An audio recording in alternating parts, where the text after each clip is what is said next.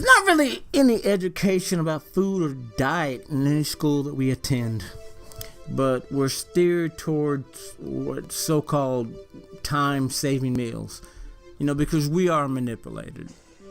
And, because real food takes time, it takes preparation, cooking, serving, and it takes a lot of time to clean that stuff up.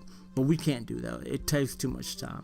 We have to carry on mindlessly with the latest gadgets, shopping, and game playing, and movies, never noticing how sick we really are.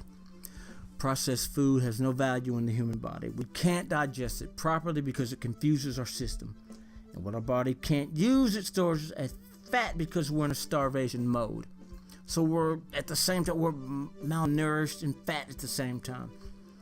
We get symptoms of illnesses such as diabetes, high blood pressure, and even simple things like chronic headaches.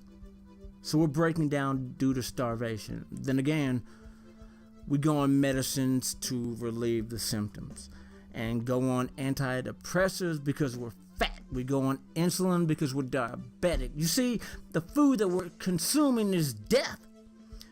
All because of some kind of warped logic that we're entitled to some corporation whipping us up meals so we can drive up and be served sickness and death. But hey, Happy Meals go with toys, right? So what we do, we pop some crappy plastic cardboard tray into a box of radiation that is literally killing real food, and yet we're also standing in front of it.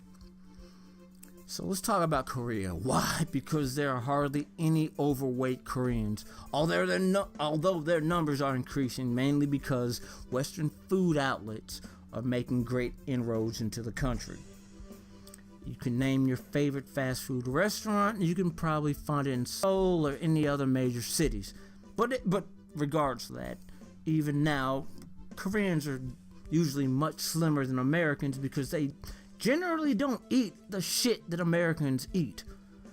Now, mind you, this is not the country portrayed in MASH reruns, but a prosperous nation that has one of the top economies in the world. I bet you didn't know that.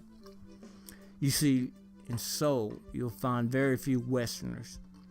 Some are Americans and some are not. For example, there are many French tourists. But even before you hear their voices, you can tell who the Americans are because they're the obese ones.